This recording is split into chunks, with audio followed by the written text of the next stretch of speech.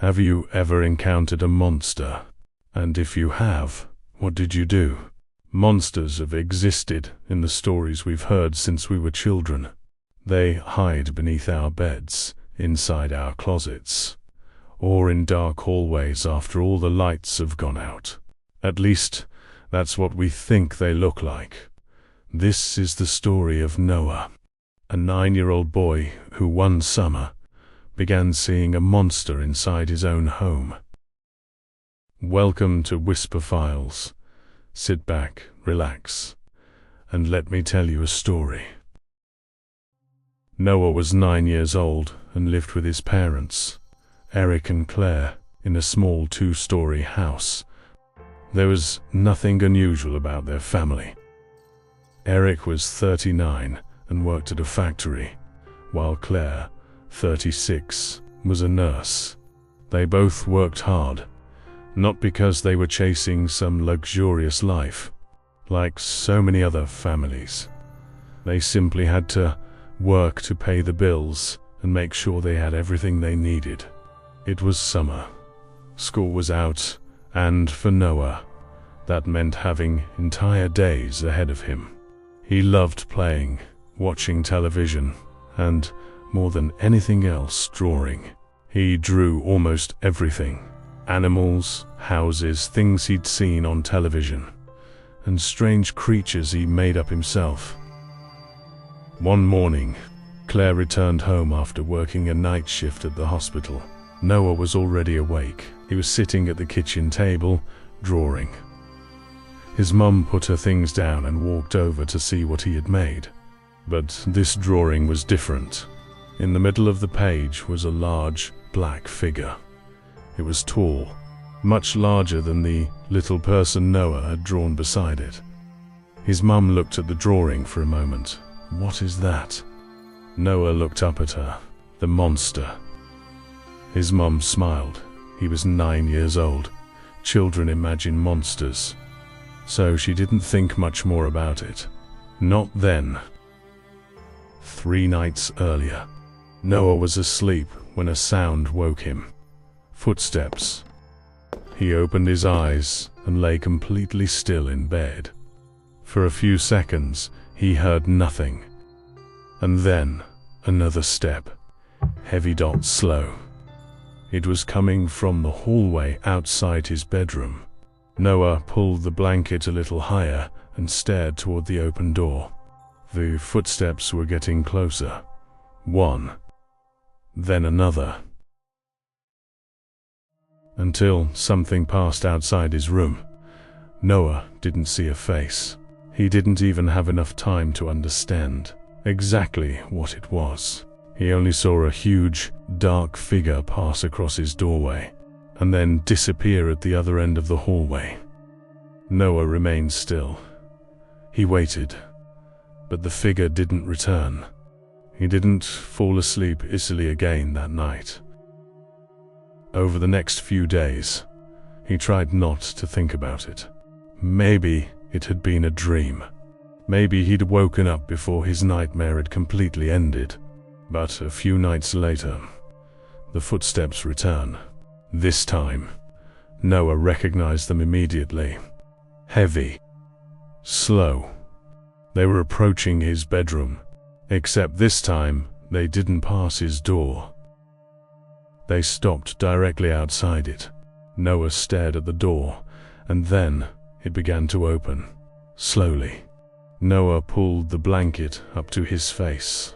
In the darkness, he couldn't clearly make out what was standing in the doorway, but he could hear it. Heavy, deep breathing. Something was standing there. Noah didn't move. He didn't speak. And after a few moments, the door closed again. The next morning, Noah told his mum that the monster had come back. That this time, it had opened his bedroom door. His mum sat beside him and tried to reassure him. She explained that sometimes dreams could feel very real, but Noah insisted it wasn't a dream. He had heard it. It was inside the house. His mum hugged him and told him he was safe. Noah didn't try to convince her any further, but he kept drawing, and in his drawings, the monster began appearing more and more often. As time passed, the footsteps became almost familiar. Noah heard them outside his bedroom on many nights. Most of the time, the monster simply walked past, but sometimes it stopped, and sometimes it came inside. Noah began to fear the night, not the darkness itself, what might be hiding inside it. One night, he woke to a different sound. It wasn't coming from the hallway. It was coming from downstairs, from the kitchen. Noah got out of bed. He opened his door and slowly stepped into the hallway. The sound came again. Something was moving downstairs. He approached the staircase. Every step was careful. When he reached the top, he looked down. The house was almost completely dark. Only a faint light reached the kitchen. And there, near the refrigerator,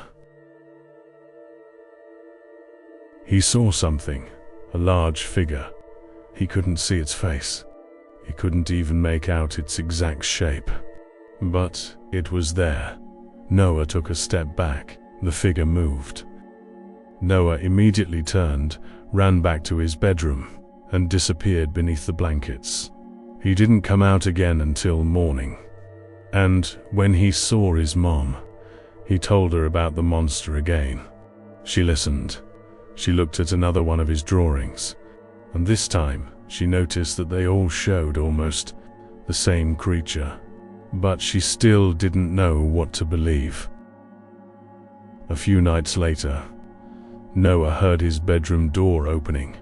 He hadn't fallen asleep yet. He immediately closed his eyes. The footsteps entered the room. 1, 2, 3, and stopped beside his bed. Noah pretended to be asleep. All he could hear was the breathing. Heavy, close. Far too close. For a moment, he felt the mattress sink slightly. Noah wanted to open his eyes. He didn't. He remained completely still. After a while, the weight disappeared. The footsteps moved away, and the door closed. The next morning, he told his mom what had happened again, and, as always, she listened.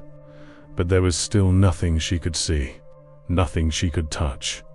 Only the stories of a frightened 9-year-old boy, and drawings of a monster. Until that night came. Noah heard the footsteps again. Except this time, he didn't stay in bed. He quickly climbed down and hid underneath it. The footsteps stopped outside his bedroom. The door opened. The monster entered. Through the narrow gap beneath the bed, Noah could only see the lower part of the dark figure. He tried not to breathe. The footsteps moved around the room, and then stopped. Silence. Noah waited. For a moment, he thought maybe the monster would leave. And then the figure bent down. Noah screamed. The monster had found him. The next morning, his mum noticed something on his arm. Large bruises had begun forming across his skin. They didn't look like marks from a fall. They almost looked as though a large hand had gripped his arm with force. His mum knelt in front of him. "Noah, who did this to you?" Noah looked at her. He didn't hesitate. "I told you, Mum. The monster." This time, his mum didn't smile. She didn't tell him it had been a dream. She didn't try to explain that monsters weren't real. This time, she believed him. That night, Noah was in his bedroom. He wasn't asleep. He waited, and eventually, he heard of the monster again. Except this time, he heard something else. His mum. At first, he couldn't understand what was happening. Her voice was coming from downstairs. Then came a loud roar. his mom shouted.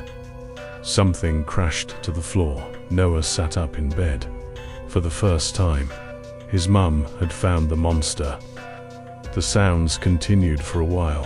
Her voice, the monster, another loud crash, and then silence. Noah stared at his bedroom door. A few moments later, he heard footsteps coming up the stairs. The door opened. It was his mum. "Noah, get your things." Noah looked at her, frightened. "We're leaving." That night, his mum took Noah away from the house, away from the dark hallways, away from the footsteps, and most importantly, away from the monster. Mother and son went somewhere quieter, somewhere safer, a place where footsteps in the hallway were just footsteps, and where Noah no longer had to be afraid of the night. For the first time in a long time, they could begin again. Noah grew older, and as the years passed, his drawings changed. There were no more dark figures, there was no more monster, because the truth was, there had never been a monster inside that house. At least, not the way Noah saw it. Its name was Eric, and it was his father. Not every monster hides in the dark. Sometimes it hides behind a familiar face. If someone finds the courage to speak, listen. If you or someone you know is experiencing domestic violence, talk to someone you trust and seek help. This case is now closed. Thank you for staying until the end. If you enjoyed the story, please leave a like, subscribe, and let me know your thoughts in the comments. Ring the notification bell so you never miss a new case. Until we meet again, take care.